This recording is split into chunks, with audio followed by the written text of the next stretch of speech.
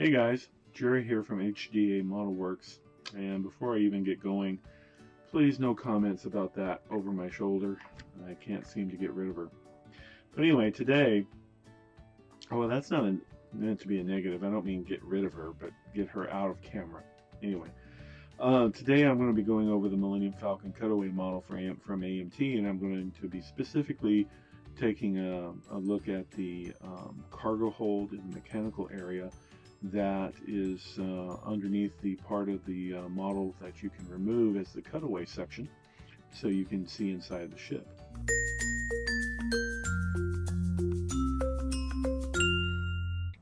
Here is the part. This is the cutaway section, what's underneath the cutaway when you remove the top piece off the Falcon. And just to give you a little orientation, right here is where the bench sits and the Darjak table and the computer console. Then you have a corridor that goes off here toward the cockpit and boarding ramp, and then you have another corridor that goes off this way. That's pretty much it in terms of what's accurate on the kit. Everything else is fictional and was completely made up. And there's no studio references for any of the mechanical gear that's over here on this side. There's a wall piece that goes here and another wall that goes here and on this side as well.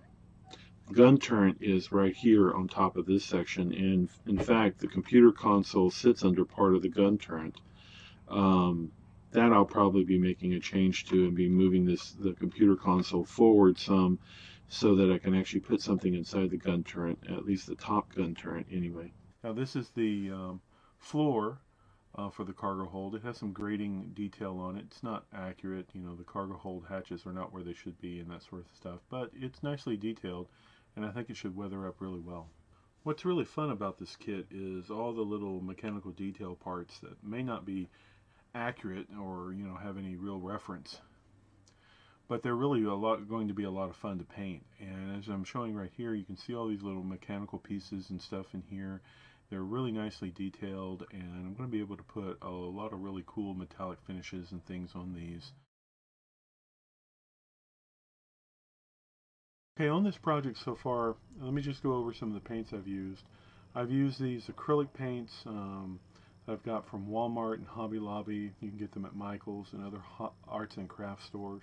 These are acrylic craft paints that range in price, let's say at Walmart for about 50 cents a bottle, all the way up to about $1.70, $1.80 at places like Hobby Lobby, depending upon the name brand and whether they're metallic or not.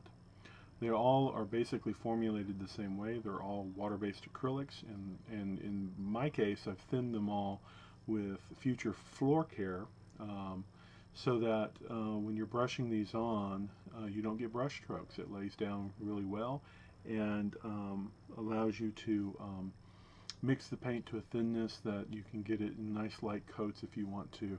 Another one of the items I used are these Tamiya weathering pastels or chalks. These come in metallic finishes as well as other colors, things like oil stains. But I've used these also for primarily the metallics and some of the more weathering sort of ones like oil stain and soot and things to start applying some weathering to the model. For the painting, I've used the craft acrylics. I've used gold and copper, silver, gunmetal, and other colors in this area. And as you can see, it looks pretty good. I'm happy with it. I've also used some of the Tamiya products for highlighting and also for weathering in the area, even just to make it dusty and get a little bit of a look like soot and other type of stuff in these areas. The copper and gold and everything contrasts really well, yet it's dark and it looks worn and everything, and it's not all crisp and brand new looking, which is something I wanted to avoid. One of the things I wanted to point out was that I went in and added some Future into some of these recesses like these right here, so that they would be a high gloss sort of look, and that would be a big contrast to the matte finish around them. Over here on the other side of the part in the cargo hold area, I wanted to point out some of the paint work I've done there. As you can see, I've used a lot of dark grays and everything. I want to keep that theme going where everything's muted and what I think is down in scale. And I've gone ahead and painted up all these little parts, and I've used Future on some of them to make them glossy. Some of them's matte. I've already done some weathering on them. I'm also going to have fiber optic lighting in those, so they light up. I think that'll look nice. I've also done some preliminary weathering on the flooring in the area just to see what it's going to look like and to start dirtying that up.